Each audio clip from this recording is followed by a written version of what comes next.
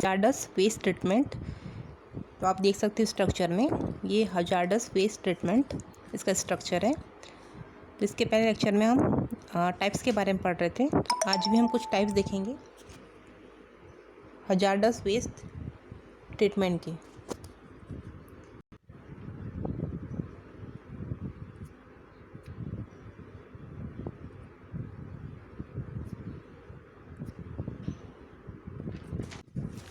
Hazardous waste treatment के अंतर्गत आज के इस टॉपिक में देखेंगे हम, जैसे कि टाइप्स के अंतर्गत आज देखेंगे हम heavy metals pollution barriers industry. ठीक है, ये हैवी मेटल्स भी हजार्डस वेस्ट के अंतर्गत आते हैं। बात करते हैं हैवी मेटल्स के पॉल्यूशन की। हैवी मेटल्स की आवश्यकता बॉडी में बहुत ही कम अमाउंट में होती है। बैरियर इंडस्ट्री से निकलने वाले हैवी मेटल्स एटमॉस्फेयर में पॉल्यूशन क्रिएट करते हैं और इनके अधिक कॉन्सेंट्रेशन से, मतलब जो हैवी मेटल है इनके अधिक कॉन्सेंट्रेशन से क्या होगा, एनवायरनमेंट में पॉल्यूशन होगा जो हमारे लिए एज अ टॉक्सिक होता है। अब हम इंडस्ट्रीज़ की बात करते हैं। नेक्स्ट देख लिया आप लोगों के सामने है। इंडस्ट्रीज़ की बात करते हैं कि कौन कौन सी ऐसी इंडस्ट्रीज़ हैं जहाँ हैवी मेटल्स यूज़ किए जाते हैं। जैसे कि आप देख सकते हो, फर्स्ट है हमारा लेदर इंडस्ट्रीज़। लेदर इंडस्ट्री में जो हैवी मेटल्स यूज़ किया जाता है इसका नाम क्या है, हमारा क्रोमियम। ठीक है, नेक्स्ट है हमारा light and bulb industry, second number. Light and bulb industry में जो हैवी मेटल्स यूज़ किए जाते हैं वो है मरकरी। नेक्स्ट है थर्ड मेटल रिफाइनिंग। इसके अंतर्गत जो हैवी मेटल्स यूज़ किए जाते हैं वो है zinc, nickel and copper. Next है वायर मैन्युफैक्चरिंग इंडस्ट्रीज़। यहाँ पे जिस हैवी मेटल्स का यूज़ किया जाता है वो है हमारे निकिल एंड कॉपर।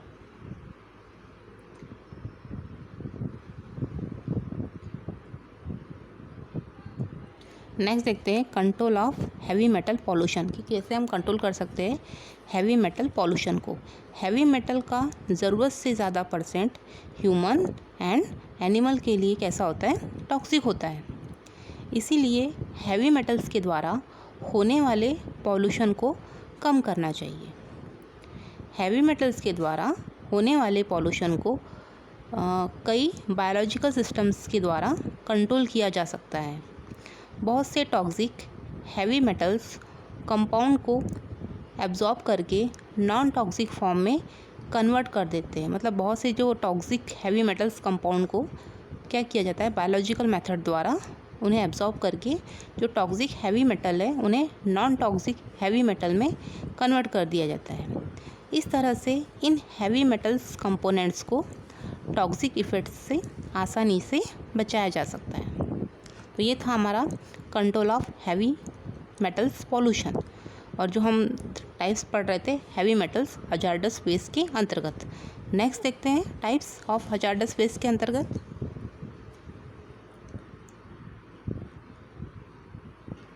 नेक्स्ट हम बात करते हैं साइनाइड पॉल्यूशन ऑफ इंडस्ट्री।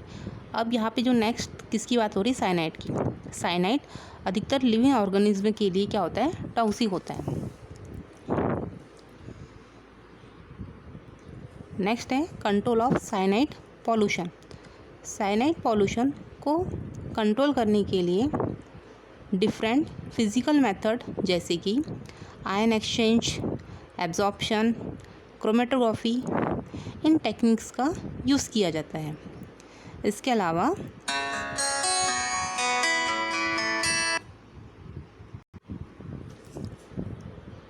अलावा साइनाइड पॉल्यूशन को बायोलॉजिकल तरीके से भी ट्रीट किया जाता है। इसके अलावा अगर हम बात की जाए कि साइनाइड के टॉक्सिसिटी को कम करने के लिए कुछ लोटस सॉर्गम साइनाइड की टॉक्सिसिटी को क्या कर देते हैं, कम कर देते हैं। इसके साथ साथ कुछ बैक्टीरिया एंड कुछ फंजाई भी क्या करती है, साइनाइड पॉल्यूशन को कंट्रोल करने में क्या करती है, हेल्प करती है। मतलब अगर साइनाइड का पॉल्यूशन को कम करना है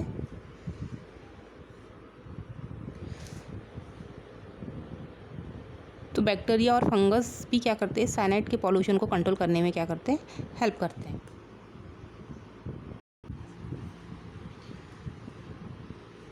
अब नेक्स्ट देखते हैं हम hazardous waste of coal and petroleum industries. Petroleum chemical industry से निकलने वाले वेस्ट मटेरियल सभी पॉल्यूशन का 80% पार्ट होते हैं, जिसमें प्रमुख रूप से हाइड्रोकार्बन्स, फिनॉल, H2S, अमोनिया और खदानों से निकलने वाला वेस्ट, इसके अलावा पेट्रोलियम इंडस्ट्री से निकलने वाला वेस्ट वाटर को बिना ट्रीटमेंट के वाटर सोर्स में क्या कर दिया जाता है, मिला दिया जाता है, जिसके कारण वाटर सोर्स कंटामिनेटेड हो जाते हैं। मतलब जो पेट्रोल केमिकल इंडस्ट्रीज होती है उसमें से जो भी वेस्ट निकलता है उसे क्या किया जाता है कि पर्टिकुलर वाटर जो सोर्स होते हैं, जैसे नदी हो गया, नाले हो गया, है ना, नदी पॉन्ड्स हो गए, इसमें कैसे बहा दिया जाता है, तो जिससे वो वाटर सोर्स क्या हो जाता है, कंटामिनेटेड हो जाता है। कंटामिनेटेड वाटर का यूज़ करने से डायरिया, हेपेटाइटिस, टाइफाइड, फीवर आदि डिसीज़ कॉज हो जाती है।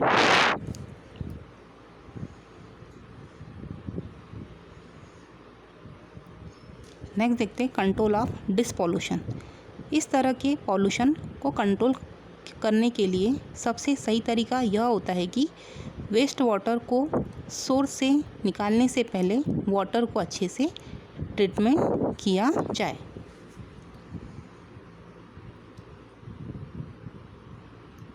नेक्स्ट है hazardous waste from textile industry. अब टेक्सटाइल इंडस्ट्री की बात हो रही है यहाँ पे, ठीक है, क्योंकि टेक्सटाइल इंडस्ट्री से भी जो वेस्ट निकलता है वो हजार्डस वेस्ट होता है। टेक्सटाइल इंडस्ट्री से निकलने वाले वेस्ट डिफरेंट टाइप्स की सीरियस प्रॉब्लम्स क्रिएट कर सकते हैं, जिसमें प्रमुख रूप से क्या होता है, जैसे रेस्पिरेटरी डिसीज़ हो गई, एलर्जी डिसीज़ हो गई, क्योंकि बहुत से लोगों को एलर्जी डिसीज़ होती है ना। टेक्सटाइल इंडस्ट्रीज़ में काम करने वाले जो वर्कर्स को इसी प्रकार की डिसीज़ होने की संभावना सबसे ज़्यादा रहती है, ठीक है। हम इसका कंट्रोल देखते हैं। नेक्स्ट है हमारा कंट्रोल ऑफ डिस्पॉल्यूशन। टेक्सटाइल जो इंडस्ट्री में जो हजार्डस वेस्ट हो रहा है उसे कैसे कंट्रोल करना है। टेक्सटाइल मिल्स में वर्क करने वाले वर्कर्स को इस तरह के नुकसान से बचाने के लिए हमें एयर पॉल्यूशन को कंट्रोल करना कैसा है, बहुत ही ज़रूरी है। वर्कर्स को इन पॉल्यूशन के हार्मफुल इफ़ेक्ट के बारे में जानकारी देना चाहिए, है ना। इन्हें इंडस्ट्री में कम उन्नतशील बनाया जा सके, है ना। प्रोडक्शन के समय इस बात का ध्यान रखा जाना चाहिए कि प्रोड्यूस या फिर जो प्रोडक्ट बन रहा है या प्रोडक्ट से हमारे एटमॉस्फेयर या उसमें रहने वाले लिविंग ऑर्गेनिज्म में किस प्रकार का इफ़ेक्ट पड़ रहा है या किसी भी प्रकार का इफ़ेक्ट ना पड़े, इसका ध्यान जो है जो भी इंडस्ट्रीज है उसे इस बात का ध्यान रखना चाहिए कि किसी प्रकार का इफ़ेक्ट ना हो लिविंग ऑर्गेनिज्म को, ठीक है।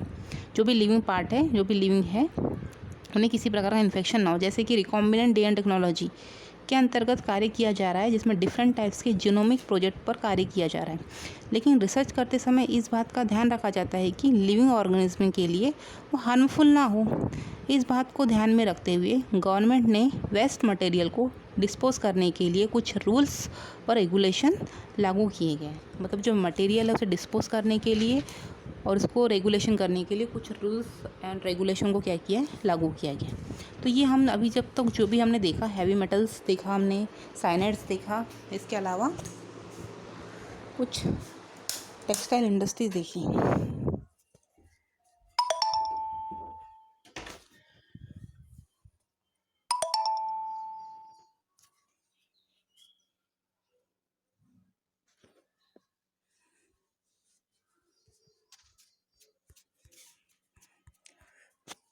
तो ये जितने प्रकार के भी वेस्ट है, ये सभी जो वेस्ट होते हैं वो क्या करते हैं, एक प्रकार के हजार्डस वेस्ट हैं जो ह्यूमन बीइंग्स में इन्फेक्शन कॉज कर सकते हैं, हमारा जो इन्वायरमेंट है उसे पॉल्यूटेट कर सकते हैं, है ना। जैसे कि आप सभी को पता होगा कि अभी हमारा जो ग्लोबल वार्मिंग सबसे बड़ी समस्या बनी हुई है, तो समस्या का कारण खुद इंसान है।